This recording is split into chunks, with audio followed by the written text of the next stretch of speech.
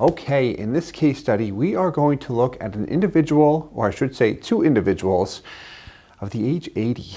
So at 80 years old, am I too old to obtain not just a life insurance policy, because we can obtain a life insurance policy at age 80.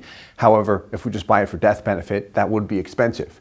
If I'm interested in a high cash value life insurance policy, is it still possible at age 80? The answer is yes. So we're going to look at a case study here, and we are going to focus on a survivorship policy.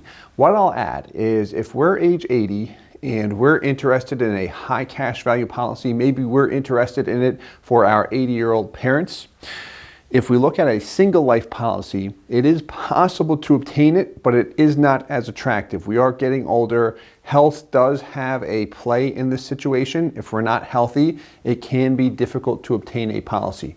But a survivorship policy is a great option to get the best of all worlds, a maximum cash value policy. So what a survivorship policy is one policy on two individuals. So in this case study, we're going to look at an 80-year-old male and a female. We're going to assume they're a couple. And how this policy works. So another name for it is a joint life policy, second to die policy. It is one policy on two individuals. The death benefit is paid out after both individuals die. So if my wife and I have a survivorship policy, I die, she does not receive the death benefit. She still has access to the cash value, but we both have to die before the death benefit proceeds are paid out and they go to the next generation, a trust, or whoever my beneficiary is.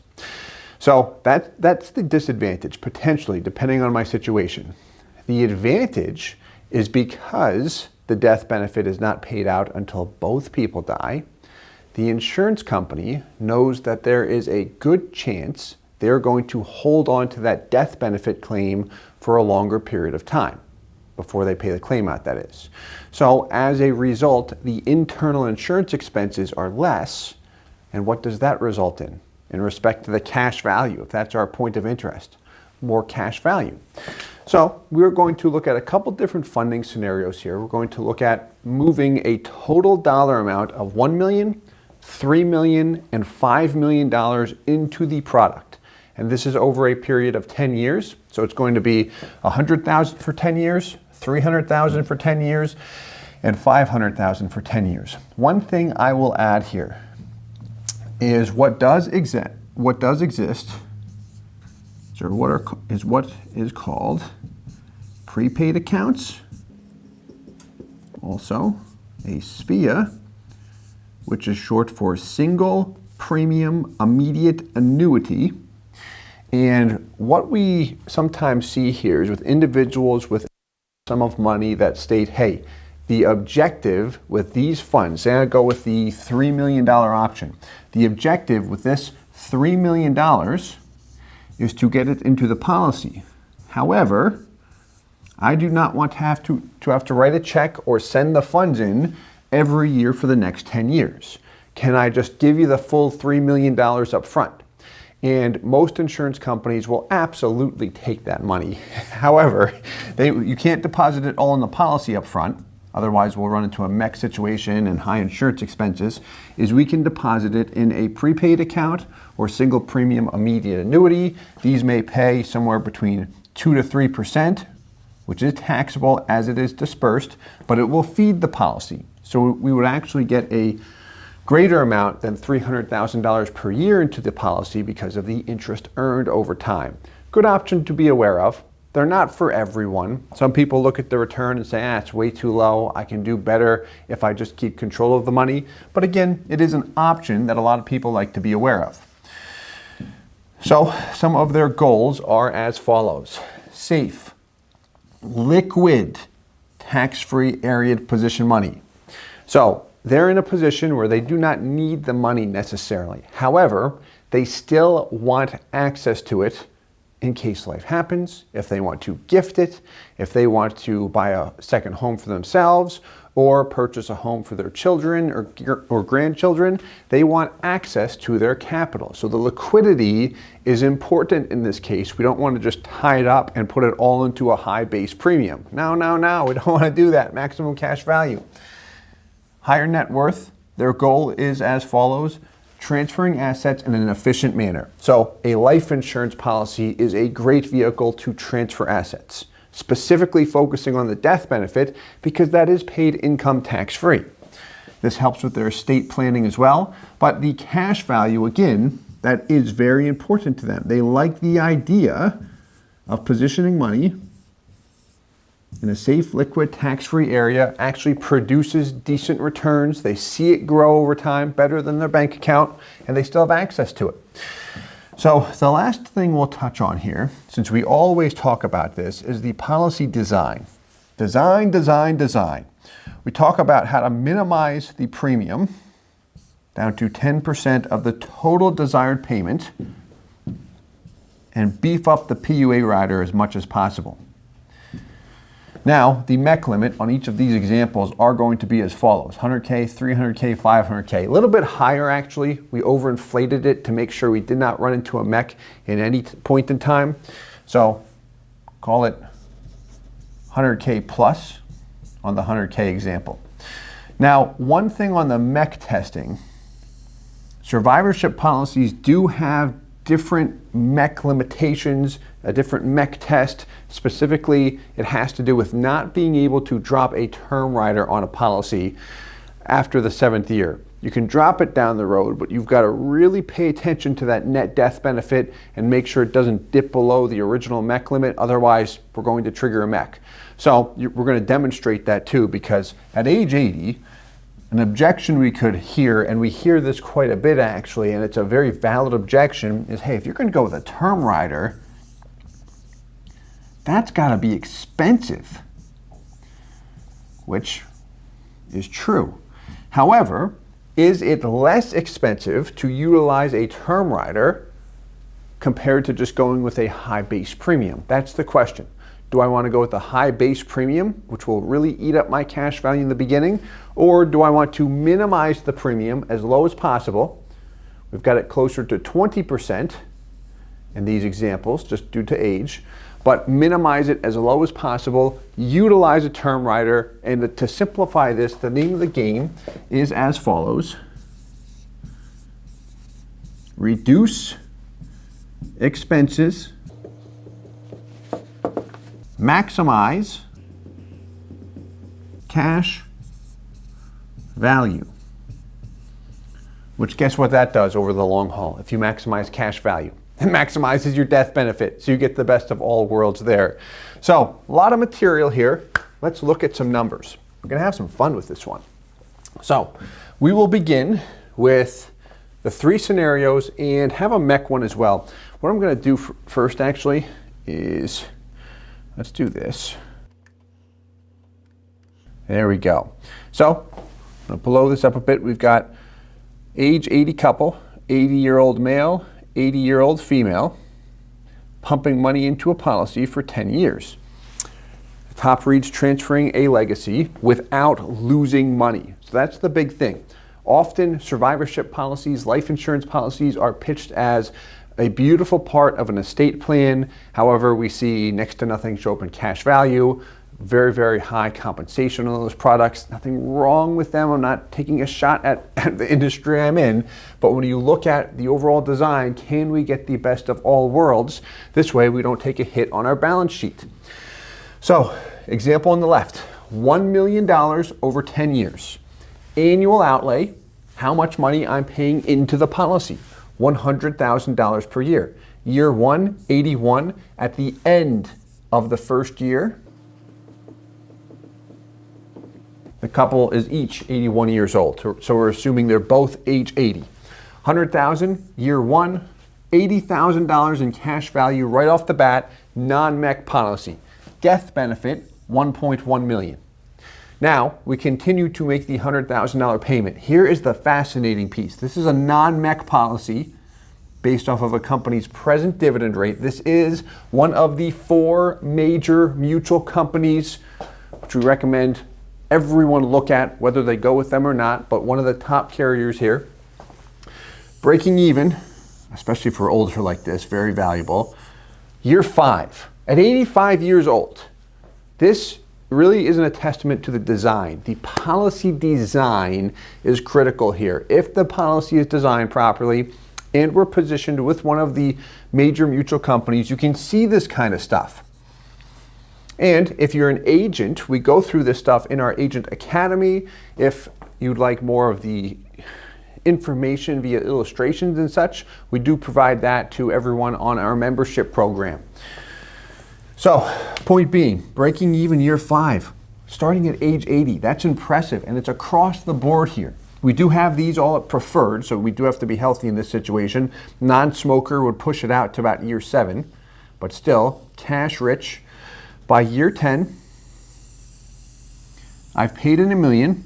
I have $1.1 million in cash value and $1.75 in death benefit. Now, after that, I did cut the term rider from the policy, so I see a drop here.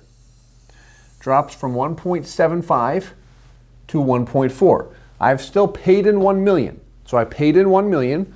I have my $1 million and a lot more as time passes, but the death benefit is paid income tax-free legacy transfer. Income tax-free is the main point of emphasis there. We're leaving a legacy here. If my assets that I'm funding this policy with were not tax-free, if they were qualified, even if they're non-qualified, there could be taxes on that transfer. So here's a cleaner way to transfer them in that respect. So that is the $1 million option, and then we just increase the numbers here. $3,300,000 over 10 years. Highlighting in yellow represents break-even point. By year 5, I've paid in $1.5 million. I have $1.5 million. The death benefit initially is $3.4 million. Why that is has to do with that MEC limit on a policy. So our MEC limit in this example is just over $300,000. So we're beefing the cash value, minimizing the insurance expense as much as possible. Same thing with the $5 million, breaking even year 5. So all scenarios are solid. Right, $5 million, we've paid in 5, and we're leaving at least $2 million more than that in a tax-free death benefit. Oh, and by the way, we've got access to the cash value all the way through. These are non-MECs. Now, what I also wanted to look at here was a non-MEC policy. So let's take a look, or I'm sorry, a MEC policy. Let's put these side by side. There we go. So these are both $500,000 for 10 years. The example on the right, what we did was strip the policy of the term riders attached. So it's a MEC from day 1 with a modified endowment contract. How a MEC works is in respect to your gains only. So in the first 2 years, we don't have a gain here. If we access our money, ordinary income tax would be due. If we're under age 59 and a half, we've got a 10% penalty. We don't need to worry about that in this case. But on the gains only, we would have income tax due. A little bit more to that, which we can certainly go through as well. So that is the MEC treatment on a policy.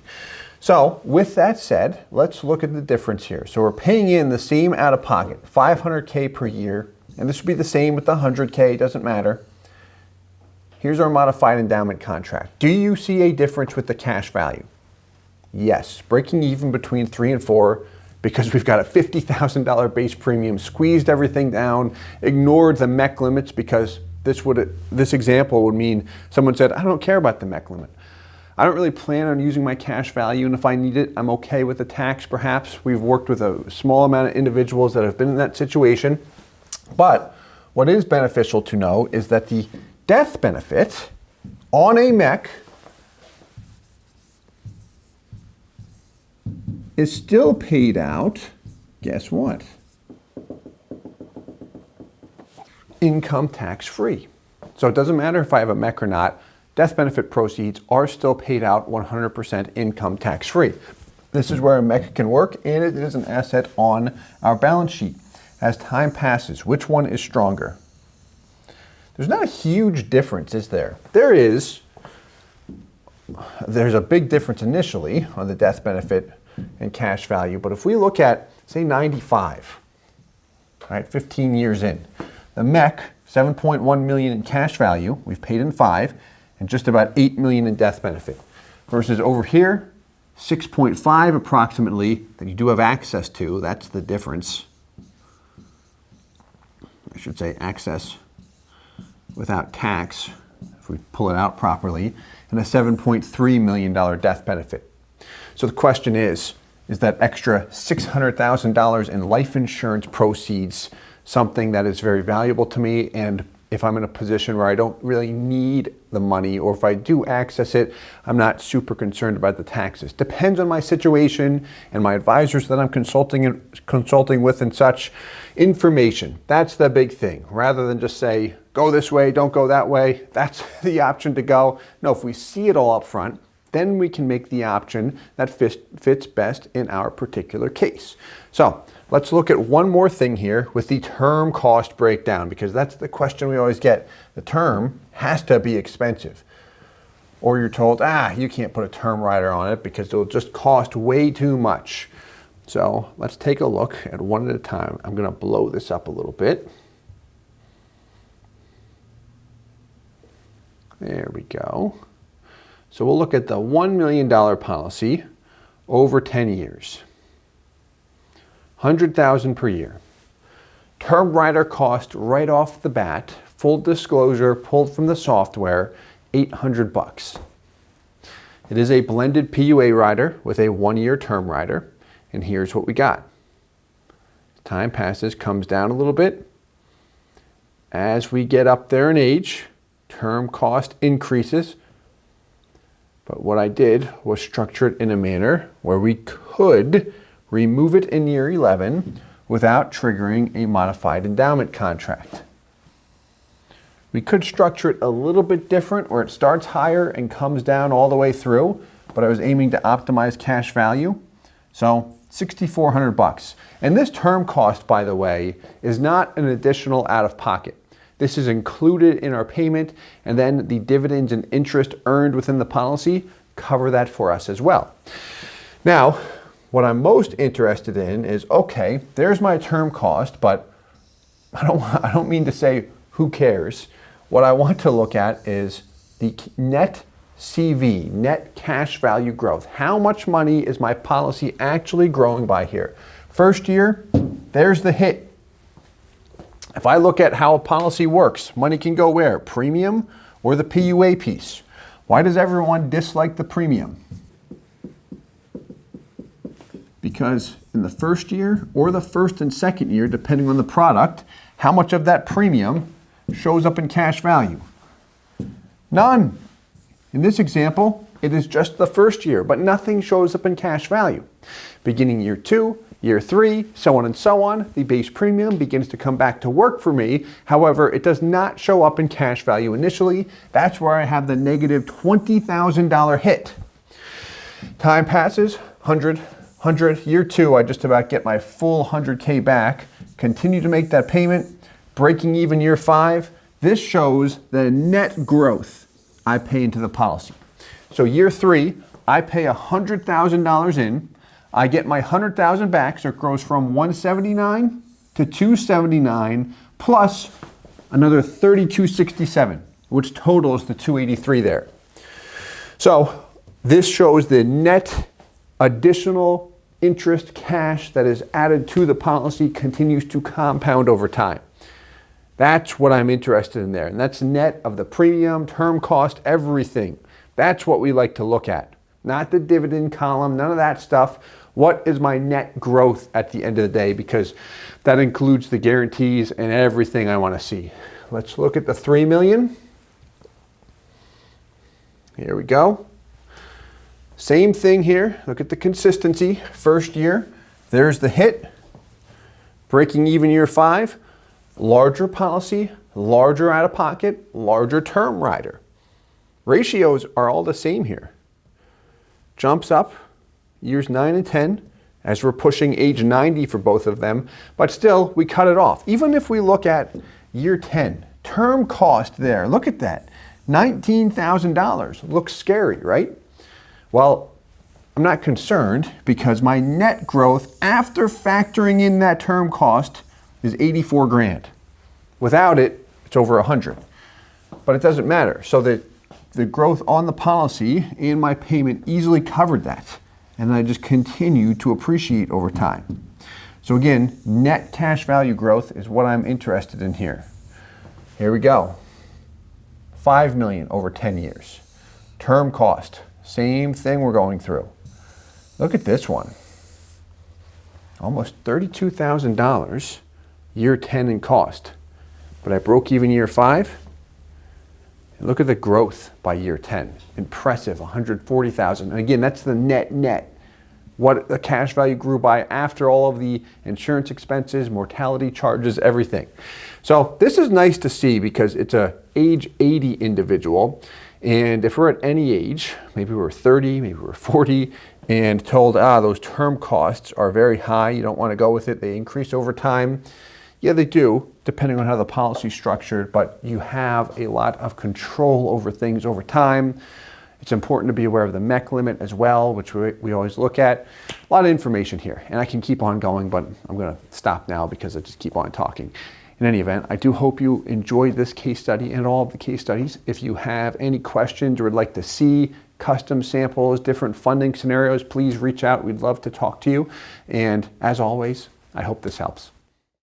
Hey guys, Steve Parisi here. If you enjoyed the content you just saw, please subscribe, like, and hit the notification bell for future videos. If you'd like more information or to see some custom policies for yourself, feel free to call or email our offices at the contact information below.